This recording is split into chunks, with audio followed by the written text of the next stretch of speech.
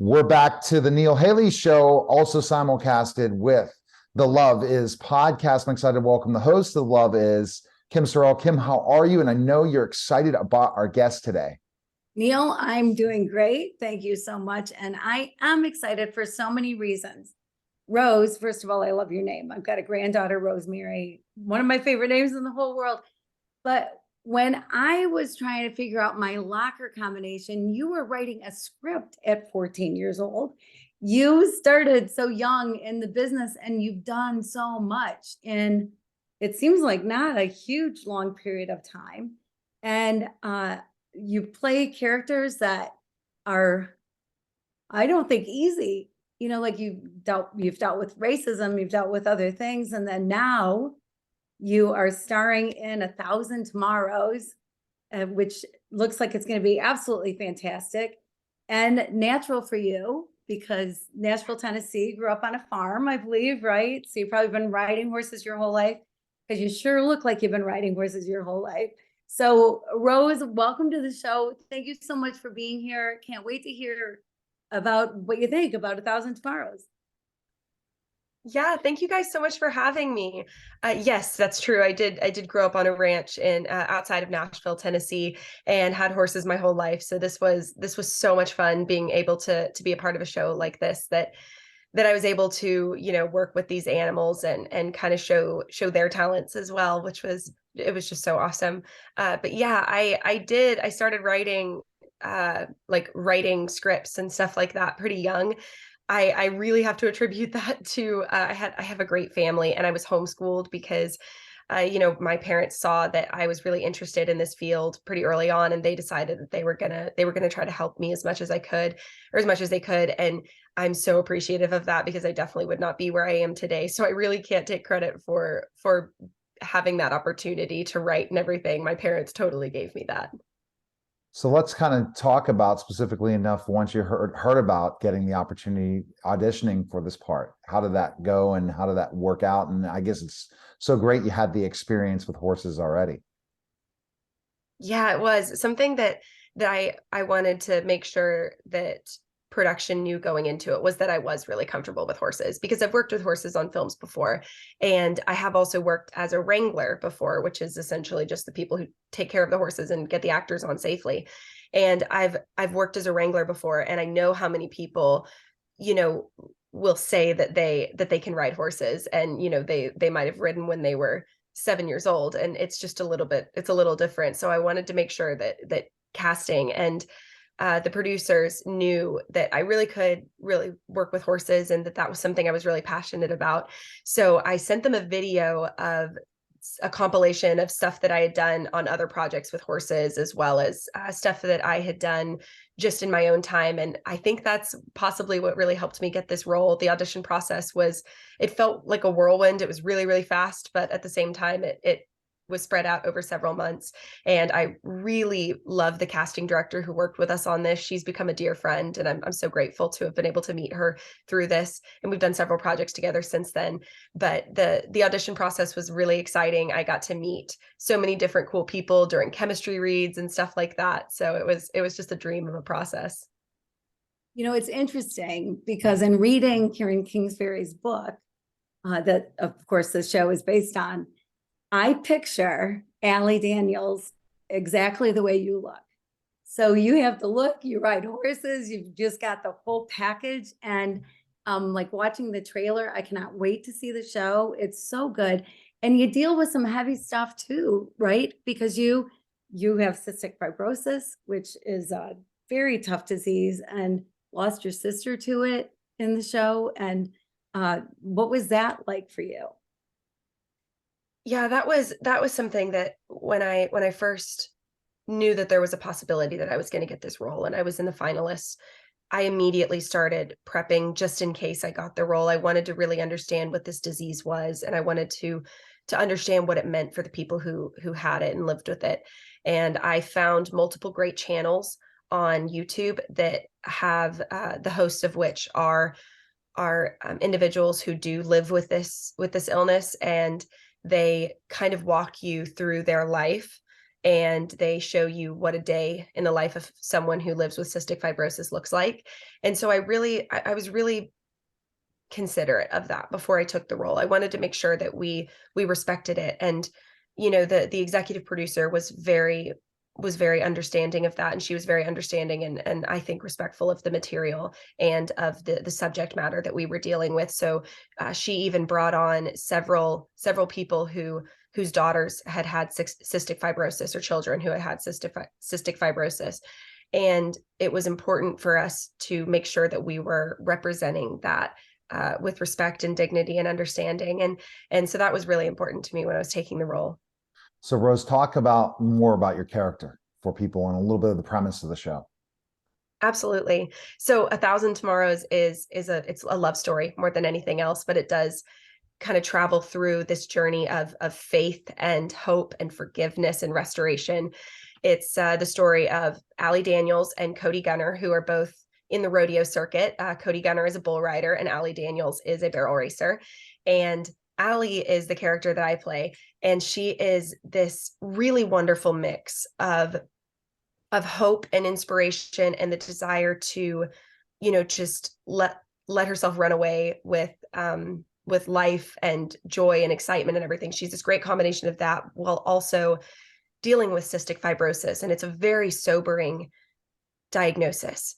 And it's something that she really has to balance throughout the show is she wants to be this life-filled character who is spreading joy. She doesn't want to drag people down and you know, leave people with a sense of dread or foreboding. She really wants to fill people with hope and life and joy. And in doing so, she kind of ends up sweeping her illness and her struggles under the rug a little bit.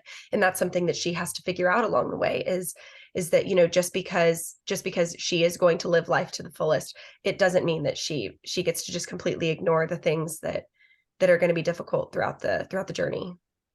Yeah, well, and you do it so well, and you do just show so much respect for it. And I appreciate what you had to say about looking it up and really diving in so that you knew how to play the role and gave people that respect. That is so admirable. So what is acting to you? Like what does it mean to you? I think it means so many things to me. I'm a storyteller by nature. I love storytelling. I adore story.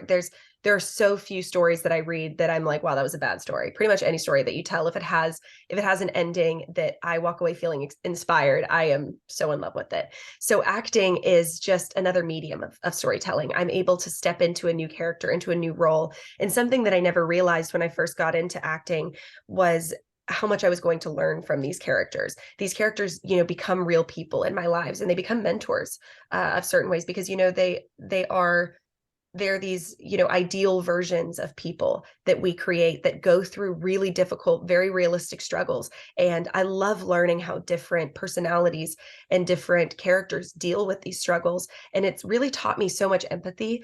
It's taught me how to better relate to the people around me. So acting in some ways is therapy for me. In others, it's just an expression of storytelling. And in others, it's teaching me how to be a better person, which is something that I never expected. That's the thing of lessons learned, what you learn from specific experiences. Experience really guides us in our next part of our journey in our life. And you're learning that firsthand from the experiences you have, right? Absolutely. Absolutely. It's been magical. Yeah, well, you make it magical. You seem to be a natural at it. What have you taken a lot of classes, or you just are doing it? Gosh, I think it's been a little combination of a lot of things. You know, I started off taking classes, and what I kind of found was that everybody did it a little differently, and you just have to kind of pick and choose as you go and figure out what works for you and what doesn't. I never found a teacher who fully, you know, taught exactly how I needed to act. So I just kind of shopped around. I listened to some great master classes and listened to what other actors that I really respect, like some of my favorite actors. I listened to what they said about acting, where they found their inspiration and what really helped them. And that's kind of where I went with it.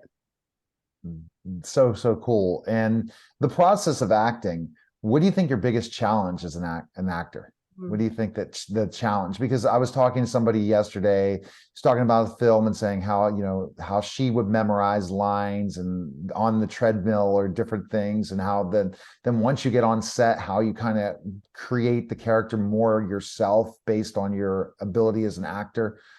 Explain that more. Yeah, that's a really great way of putting it. I think that, you know, one of the best lessons that I ever learned was actually from another actor who had this technique of he would only read his lines before he got to set. He would only read his lines in this monotonous robotic voice. And I was so weirded out by that. I was like, no, I'm putting all of my passion into it. I'm really getting into the lines already before I'm even on set. And he pointed out, he was like, no, you know, you're ultimately, yes, you are here to bring the character to life, but it's a team effort. And you can't do this without the rest of the team. And part of that team is the director. And the director is going to say yes or no to how you just portrayed that character, or how you know, said that line.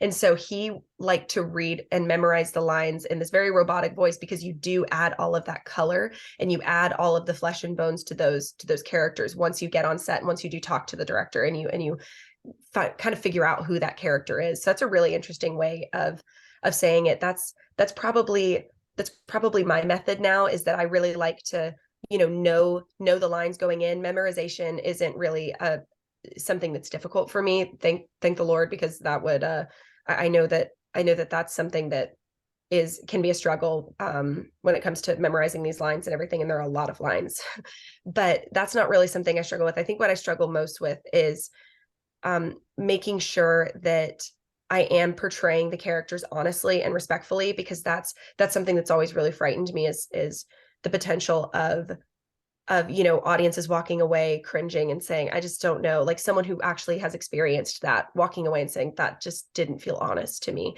And so that's something that I really am concerned about. And I think one of the hardest things about the job is probably walking away from it.